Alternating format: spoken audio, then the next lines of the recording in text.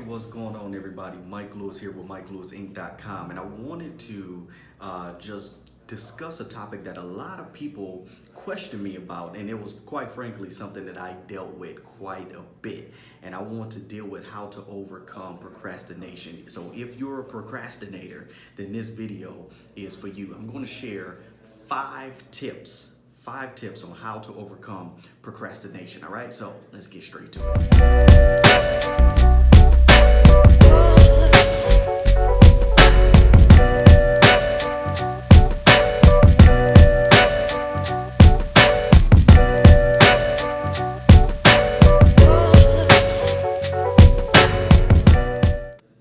All right, so 5 tips to overcome procrastination. Tip number 1, and this has done wonders for me, ladies and gentlemen, but tip number 1 is something very simple, but it takes some discipline, right? And that is plan and review the day's work tomorrow the night before, right? So you have to plan your day ahead of time.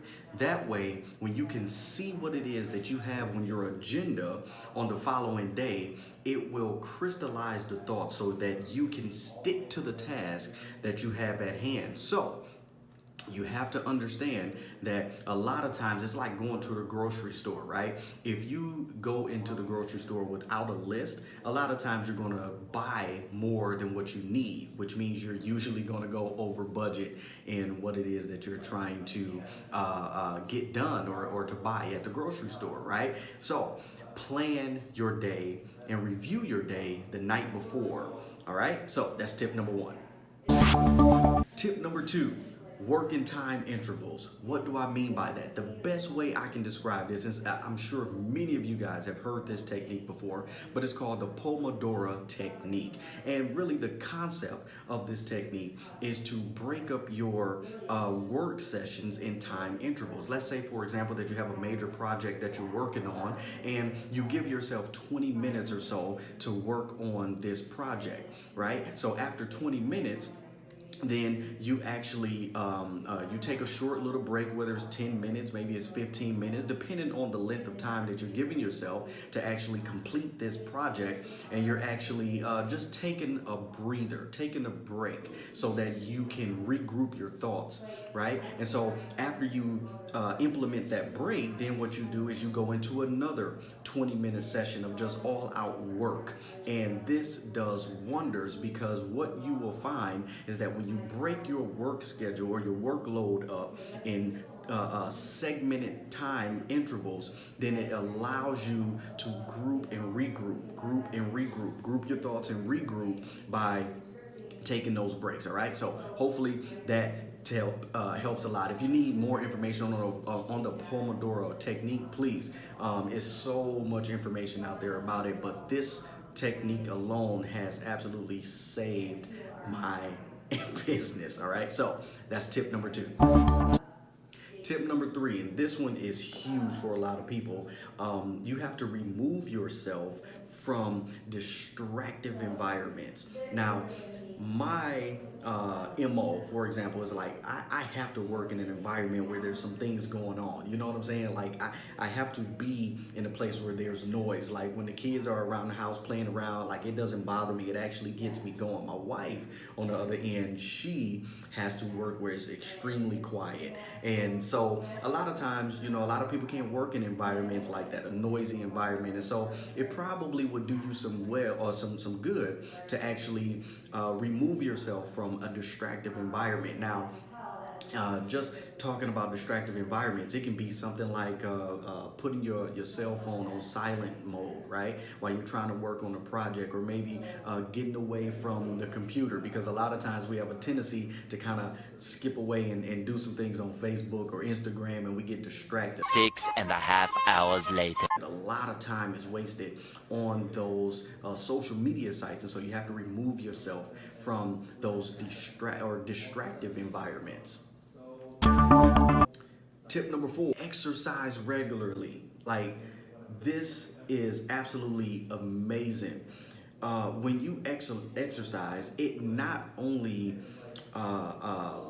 you feel better, but at the same time, you are bringing clarity to your thoughts. A lot of times, if I just can't think of a concept, or if I just can't get an idea down, I may go on a walk, right? My wife and I, we'll go on the walk, or maybe I just will drop down and do some push-ups or some jumping jacks, whatever it is, to get the blood flowing again, so I can gather my thoughts and get back to work. So again, never minimize the power in exercising on a regular basis, so you can bring some clarity to your thought process. All right, so that's tip number 4: exercise regularly.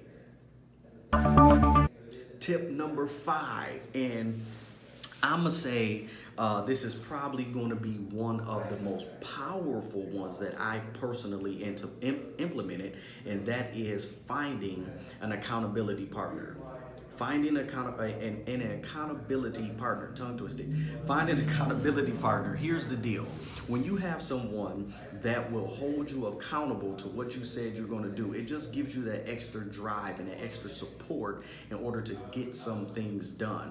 A lot of times we're not getting things done because we don't really have anyone that can, for a lack of better words, keep our feet to the fire. And so when you have an accountability partner, he or she is going to tell you like it is. Now, a word of caution for individuals that may not enjoy being told what to do, then this one here is probably going to be a sort of a twist of an arm for you, because one of the responsibilities of an accountability partner is to tell you what you need to hear, not necessarily what you want to hear. So your accountability partner will tell you if you're off track, if you're on track. They will tell you some things that you may need to tweak, and you need to be able to take that constructive criticism and build upon that so you can actually accomplish the task. Okay, so hopefully these 5 tips help, but as a recap, tip number 1, you want to plan and review the day before for tomorrow's work.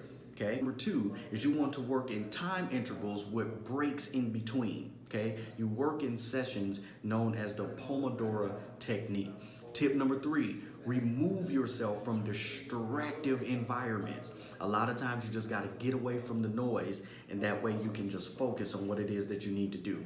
Tip number 4, exercise regularly. This brings clarity to your thought process. And so when you can actually get away from the noise, as we stated in tip number 3, and just go on a walk, just take some jumping jacks, do some push-ups, whatever it is, just so you can bring clarity back to your thought process. And of course, tip number 5 is find an accountability partner so that they can keep you on track. And again, remember that the accountability partner is in place to tell you what you need to hear, not what you necessarily want to hear. All right, so those are 5 tips for you to overcome procrastination. Hopefully those were helpful to you. Please comment below if you have any additional tips that you find that can actually help us overcome procrastination. Okay, be sure to hit that like button below, subscribe to the channel, and in addition to that, connect with me further on Facebook. You can reach me at, of course, facebook.com/Mike Lewis Inc. Okay, that's facebook.com/Mike Lewis Inc. You can reach me on Instagram.